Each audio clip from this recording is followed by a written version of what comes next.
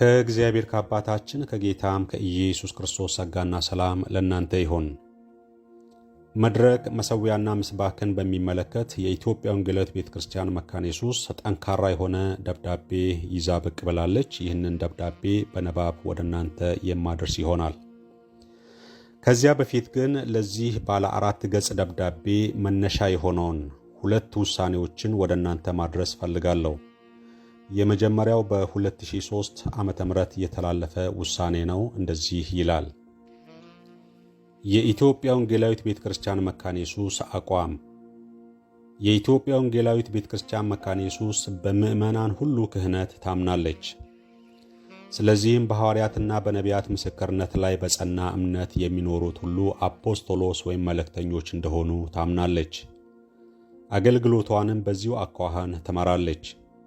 በዚህና ከላይ በተዘረዘሩት መጽሐፍ ቅዱሳዊና ስነ መለኮታዊ እይታ ላይ በመመስረት ቤተ ክርስቲያኒቱ በሚከተለው መልኩ አቋሟን ይፋ ታደርጋለች። 1. ሲመተ ሐዋርያን በሚመለከት በቅንፍ አፖስቶሊክ ኦፊስ ኤንድ ታይትል የኢትዮጵያ ወንጌላዊት ቤተ ክርስቲያን መካነ ኢየሱስ እንደ ሉተራዊነቷ ሐዋርያ የሚለው ሹመት የክርስቶስን ሞትና ትንሣኤ በታዘቡትና በክርስቶስ ቀጥታ በተሾሙና በሐዋርያዊ ምስክርነታቸውን ቤተ ክርስቲያንን በመሠረቱ የመጀመሪያዎቹ ሐዋርያት የተገደበ መሆኑን ታምናለች። ስለዚህም የዘመኑን ሲመተ ሐዋርያት እንቅስቃሴ የተሳሳተ እንቅስቃሴ ከመሆኑም በላይ ቤተ ክርስቲያንን ግራ የሚያጋባ አካሄድ መሆኑን ታረጋግጣለች። አካሄዱንም አትቀበልም፣ ከእንቅስቃሴውም ጋር ግንኙነት ካላቸው አካላት ጋር አትተባበርም። 2.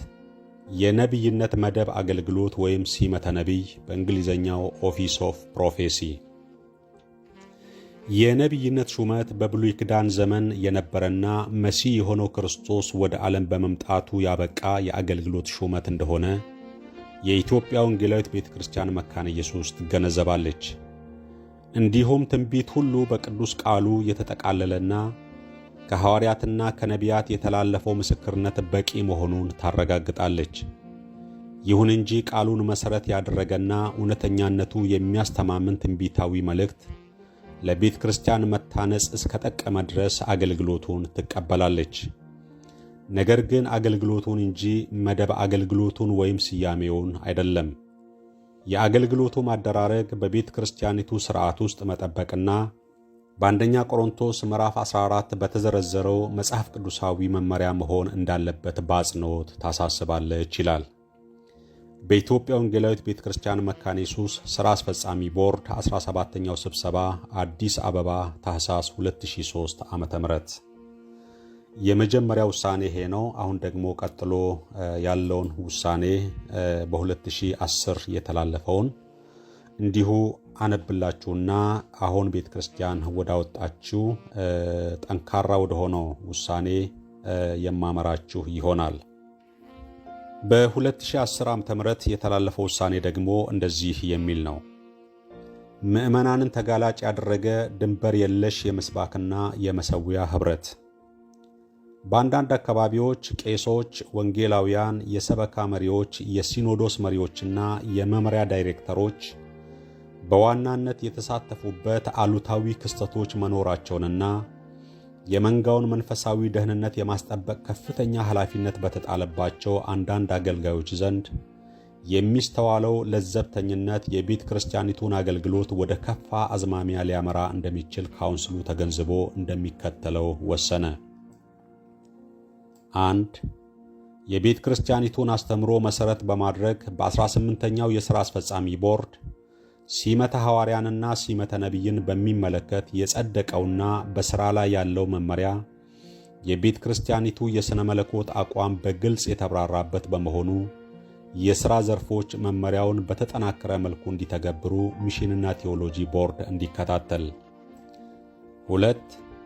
በቤተ ክርስቲያኒቱ ማኅበረ ምዕመናን ምስባክ የነቢይና የሐዋርያ መጠሪያ ማዕረግ የያዙ ግለሰቦችን መጋበዝም ሆነ መጠቀም ከላይ የተገለጸውን አስተምሮዋንና አቋሟን የሚቃረን መሆኑን የሥራ ዘርፎች መሪዎች፣ አገልጋዮችና ምዕመናን በአጽንኦት እንዲገነዘቡና መመሪያውንም ተግባራዊ እንዲያደርጉ ሚሽንና ቴዎሎጂ ቦርድ እንዲከታተል ሆኖ ይህንን ለማስፈጸም ፈቃደኛ የማይሆኑትን ተጠያቂ የሚያደርግ መመሪያ በአስቸኳይ ተዘጋጅቶ ሥራ ላይ እንዲውል ሚሽንና ቴዎሎጂ ቦርድ እንዲያስፈጽም ሥራ አስፈጻሚ ቦርድ እንዲከታተል። 3. ቤተ ክርስቲያኒቱ መንፈሳዊ ኅብረት ማለትም የምስባክና የመሠዊያ መጋራት የምታደርገው አስተምሮዋን ሳይሸራረፍ ከሚቀበሉ ጋር ብቻ መሆኑ ታውቆ በየደረጃው ያሉ አገልጋዮችና መሪዎች ይኸው እንዲፈጸም ከፍተኛ ጥንቃቄ እንዲያደርጉ ሚሽንና ቴዎሎጂ ቦርድ እንዲከታተል። 4. ይህን መመሪያ ተላልፎ የተገኘ ወይም የተገኘች ቄስ ወይም ወንጌላዊ የቅስና ወይም የቅስናዋ የአገልግሎት ኃላፊነት እንዲገሰስ፣ የወንጌላዊ ወይም የወንጌላዊቷ የአገልግሎት ኃላፊነት እንዲነሳ እንዲደረግ ሥራ አስፈጻሚ ቦርድ እንዲያስፈጽም። የኢትዮጵያ ወንጌላዊት ቤተ ክርስቲያን መካነ ኢየሱስ የ14ኛው ካውንስል ስብሰባ ቃለ ጉባኤ ነሐሴ 2010 ዓ.ም ገጽ 12 ላይ የተወሰደ ነው። እነዚህ በሰማችሁት በሁለቱ ጊዜ በተወሰኑት ውሳኔ ላይ በመቆም አሁን በ2018 ዓ.ም የተላለፈውን ጥብቅ ውሳኔን ነው ባለ 4 ገጽ በንባብ መልክ ወደ እናንተ የማደርሰው። እንደዚህ ይላል።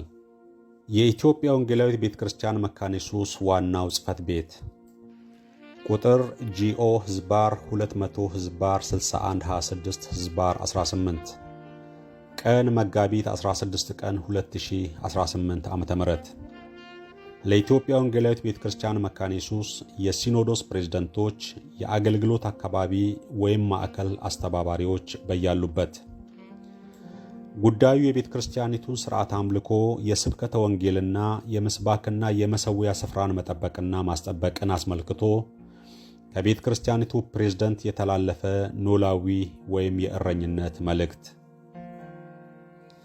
ይህ የእረኝነት መልእክት ዓላማ በአሁኑ ወቅት በቤተ ክርስቲያኒቱ ማኅበራነ ምዕመናን በአምልኮ አገልግሎትና በልዩ ልዩ ዝግጅቶች ጊዜ የሚታዩትን ስህተቶችና ጎጂ ልምምዶች በየትኛው መልኩ ምዕመናንን ያሳተፈ የቤተ ክርስቲያን አገልግሎት መደበኛውን የቅዳሴ ሥርዓት የተከተለ በሰከነና በተረጋጋ ሁኔታ እንዲሆን በየአገልግሎቱ ወቅት በዋናነት ለቃለ እግዚአብሔር ትምህርትና ስብከተ ወንጌል በቂ ትኩረት እንዲሰጥና በተለይም በመደበኛ የአምልኮ አገልግሎት የሚከናወነው ሁሉ የጊዜም ሆነ የትኩረት ሚዛኑ የተጠበቀ እንዲሆን ለመምከርና በዚህ ረገድ ቀደም ሲል የተላለፉት ውሳኔዎችና መመሪያዎች ያለምንም መጓደል እንዲተገበሩ ለማሳሰብ ነው። የኢትዮጵያ ወንጌላዊት ቤተ ክርስቲያን መካነ ኢየሱስ በመሠረተ እምነቷ በአስተምሮቿና ሲወርድ ሲዋረድ በመጡ ወጎቿና ልምምዶቿ ላይ የተመሠረተ ሥርዓት አምልኮ አላት። ስለዚህም በየትኛውም አውድ የሚከናወነው የቤተ ክርስቲያኒቱ ሥርዓት አምልኮ የመሠረተ እምነቷና የመሠረታዊ አስተምሮቿ ነጸብራቅ ወይም ሪፍሌክሽን ናቸው። ይህንን እውነት ያላገናዘበ የአምልኮ አገልግሎት በቀጥታም ሆነ ቀጥታ ባልሆነ መንገድ የቤተ ክርስቲያኒቱን ማንነት እንደ መሸርሸር ይቆጠራል ማለት ነው። የዚህች ቤተ ክርስቲያን ምዕመናን የቤተ ክርስቲያኒቱን መሠረተ እምነት ከነ ሥርዓቶች ወይም ከነ መገለጫዎቹ ጋር አምነው መቀበላቸውን ያረጋገጡና ለዚህም በፍጹም የሚገዙ መሆናቸውን በይፋ ያስታወቁ ናቸው። ስለዚህም ማናቸውንም ሥርዓትና አሰራር መጠበቅ በዋናነት የጸጋ በረከት ሲሆን፣ በሌላ ደግሞ ከፍቅር የሆነ ግዴታቸው ይሆናል። ይህን የማያደርጉ ከሆነ በስም ብቻ ካልሆነ በስተቀር በእምነት የቤተ ክርስቲያኒቱ ምዕመናን ስላልሆኑ ሌላ የራሳቸውን አማራጭ ከመውሰድ ያለፈ የተቃውሞ ወይም የተቃርኖ ተግባር መፈጸምን ቤተ ክርስቲያኒቱ አትፈቅድላቸውም። የቤተ ክርስቲያን ቀዳሚና ዋነኛ ተግባር የአምልኮ አገልግሎት ነው።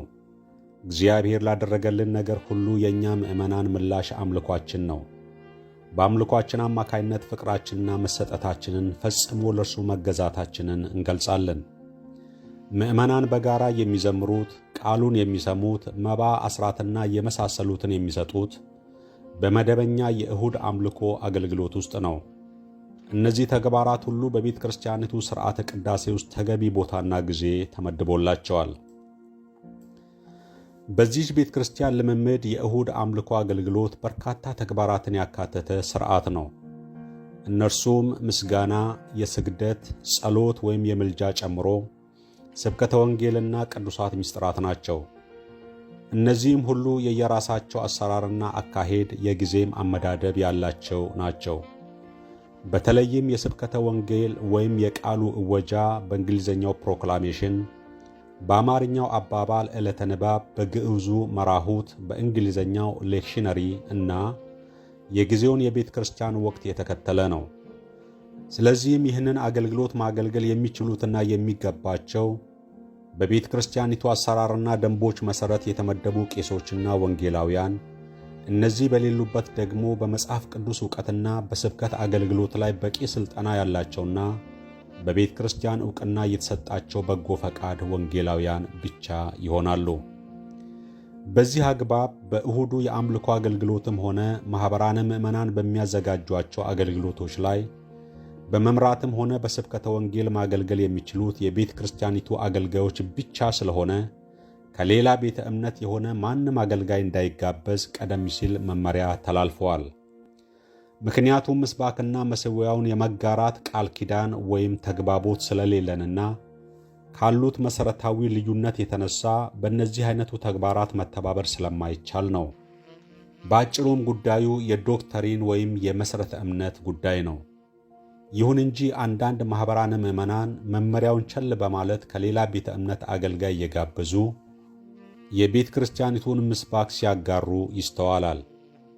ይህ ጉዳይ ባለፉት የቤተ ክርስቲያኒቱ ወሳኝ አካላት ስብሰባ በጥልቀት ተመክሮ ቀደም ሲል የተላለፉት መመሪያዎች ያለ ምንም ገደብ እንዲተገበሩ ወስነዋል። በመሆኑም ከአሁን ጀምሮ በቤተ ክርስቲያኒቱ ማኅበራነ ምዕመናን የአምልኮም ሆነ የኮንፈረንስ አገልግሎት ላይ ከሌላ ቤተ እምነት መጋበዝና ማሳተፍ ፈጽሞ የማይፈቀድ መሆኑንና ይህንን በማያከብሩት ላይ ቤተ ክርስቲያኒቱ ባላት አሰራርና ደንብ መሠረት ጉዳዩ በሚመለከታቸው ሁሉ እንደ ጥፋቱ ክብደትና ከአገልግሎት እስከ ማገድና ከኃላፊነት እስከ ማንሳት፣ ቄሶች ከሆኑ የቅስና ኃላፊነታቸውን እስከ መክሰስ የሚደርስ እርምጃ ይወሰዳል። ከዚሁ ጋር በተጓዳኝ የማኅበረ ምዕመናኑን ሕጋዊ ማንነት ወይንም ሕልውናን ለማስከበር ሲባል ሌሎች አስተዳደራዊ እርምጃዎች ይወሰዳሉ። ከዚሁ ጋር በተያያዘ የቤተ ክርስቲያናችን አባላትና አገልጋዮች ሆነው እያሉ ቤተ ክርስቲያኒቱ የማትቀበላቸውን ስያሜዎች ይዘው የሌሎችን ልምምዶች በቤተ ክርስቲያኒቱ የአምልኮ አገልግሎቶችና ኮንፈረንስን በመሳሰሉ ዝግጅቶች ላይ ግራ የሚያጋቡና ጥያቄ የሚፈጥሩ ተግባራትን የሚፈጽሙ እንዳሉ ይታወቃል። እነዚህም ባለው የቤተ ክርስቲያኒቱ ደንብና አሰራር መሠረት ሊመከሩ ካልሆነም አግባብነት ባለው አካውንት ተጠያቂ እንዲሆኑ ማድረግ የግድ አስፈላጊ ይሆናል። ከፍ ሲል እንደተጠቀሰው በማኅበራነ ምዕመናን የሚደረገው የእሁድ አምልኮ የቤተ ክርስቲያኒቱን የቅዳሴ ሥነ ሥርዓት የተከተለ ይሆናል። በዚሁ መሠረት ለዕለቱ የተመደቡት ሦስቱ የመጽሐፍ ቅዱስ ጥቅሶች ይነበባሉ። ከጥቅሶቹም መካከል በአንዱ ቢቻል በወንጌል ክፍል ላይ ይሰበካል። ከዚህ ውጪ ማሰብ ከቤተ ክርስቲያን የወቅቱ አውድ ጋር የማይሄድ ስለሆነ ፈጽሞ ሊስተናገድ አይችልም። የአምልኮ አገልግሎትን ከሚያዛቡና ማኅበሩ ተገቢውን አገልግሎት እንዳያገኝ ወይም እንዳይሳተፍ ከሚያደርጉት ተግባራት አንዱ ዝማሬ ነው። በተለይም አስመላኪ ወይም የአምልኮ ዝማሬ መሪዎች በሚል የሚባክነው ጊዜ ከዚሁ ጋር ተያይዞ በመዘምራን አገልግሎት የሚወሰደው ጊዜ የአምልኮን አገልግሎት ቅኝት በእጅጉ የሚጎዳ ነው። በአንዳንድ ማኅበረ ምዕመናን ሕዝቡ በዝማሬ ብዛት ለመስማት ዝግጁ መሆን በማይችልበት ጊዜ ላይ ሰባኪው ለስብከት ሲጋበዝ ይስተዋላል። ስለዚህም በቤተ ክርስቲያናችን በየትኛውም አውድ የሚከናወነው የአምልኮ አገልግሎት ዝማሬውን ጨምሮ በቄሱ ብቻና ምናልባት ቄሱ በሚቆጣጠረው ሁኔታ የስብሐተ ለአምላክ መዝሙር ዝማሬን በመምራት ቄሱን የሚያግዝ ካልሆነ በስተቀር ሌላው ልምምድ እንዲያበቃ መደረግ አለበት። ይህም ማለት በ2 ሰዓት የአምልኮ ጊዜ ውስጥ ቢያንስ 1 ሰዓት ያህል ለቃሉ እወጃ መፈቀድ ይገባዋል። ይህም ለምሳሌ የዕለቱን የመጽሐፍ ቅዱስ ክፍል ምንባቦችና የስብከተ ወንጌል እንዲሁም የመዘምራን አገልግሎትን የስብከት አገልግሎት እስከ 35 ደቂቃ ቢሆን ይመረጣል። የቤተ ክርስቲያኒቱ ቄሶች በየእሁዱ በራሳቸው ማኅበረ ምዕመናን ወይም በሌላ የቤተ ክርስቲያኒቱ ማኅበረ ምዕመናን ብቻ ማገልገል ወይም መሳተፍ እንጂ በሌሎች ቤተ እምነት ከማገልገል መቆጠብ ይጠበቅባቸዋል። ቄሶች ወይም ወንጌላውያን ምናልባት ቤተ ክርስቲያኒቱ ከሌሎች ኢኩሜኒካል ወይም የትብብር አካላት ጋር በጋራ በሚያዘጋጁት የአምልኮ አገልግሎቶች በስብከት ሆነ በመምራት እንዲያገለግሉ ሊደረግ ይችላል። ይህም ቤተ ክርስቲያኒቱ በውል የምትሳተፍባቸው ለምሳሌ የኢትዮጵያ ወንጌል አማኞች አብያተ ክርስቲያናት ካውንስል በሚሰናዱት ሥርዓቶች ብቻ የሚገደብ ይሆናል።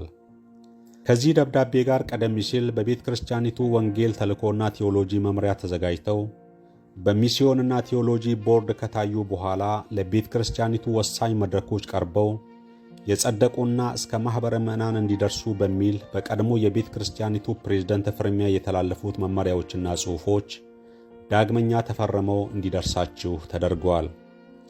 ይህ የእረኝነት መልእክት የቤተ ክርስቲያኒቱን መሠረተ እምነትና ሥርዓቶችን ከማስጠበቅ አንጻር ለማኅበረ ምዕመናን ሁሉ ቀጥታ እንዲተላለፍ ታስቦ ከወትሮ በተለየ አኳኋን ዘርዘር ባለ መልክ የተሰናዳ መሆኑ እንዲታወቅና ያለምንም መዘግየት እንዲተገበር አሳስባለሁ። በመጨረሻም ከዚህ የእረኝነት መልእክት ጋር ተያይዞ በተላኩት መመሪያዎች፣ ጽሑፎችና በዚህ መልእክት ውስጥ ባልተካተቱት ሌሎች ተጓዳኝ ርዕሶች ላይ ለወደፊት በየደረጃው ሥልጠና የሚሰጥ ሆኖ እስከዚያው ግን መመሪያዎቹና በመልእክቱ የተሰጡት ምክሮች ሁሉ በአግባቡ እንዲተገበሩ የሲኖዶስ ፕሬዝደንቶችና ሌሎች ኃላፊዎች ትኩረት ሰጥተው እንዲከታተሉ በጌታ ፍቅር እንጠይቃለን። ጌታ አገልግሎቱንና አገልጋዮቹን ይባርክ የሚል ነው።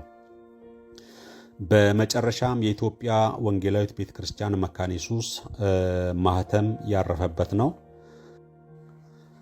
ከዋና ጽሕፈት ቤት በቤተ ክርስቲያኒቱ ማህተም የወጣ ይህ ባለ 4 ገጽ ደብዳቤ ወሳኝ፣ ወቅታዊና አውዱን የጠበቀ በመሆኑ መሪዎቻችንን ከልብ እናመሰግናለን። ቃለ እግዚአብሔርና የቤተ ክርስቲያኒቱን ምስባክ ስላከበረና ስላስከበረ ድንቅ ውሳኔ እግዚአብሔርን እናከብራለን።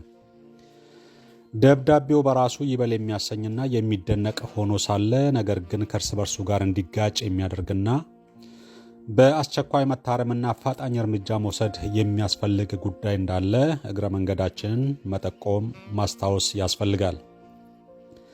በአንድ መልኩ የቤተ ክርስቲያኒቱ አገልጋዮች በራሷ ማኅበረ ምዕመናን እንጂ ሌሎች በአስተምሮና በዶክትሪን በምንለይባቸው ቤተ እምነቶች መድረክ ላይ እንዳይቆሙ ያሳስባል።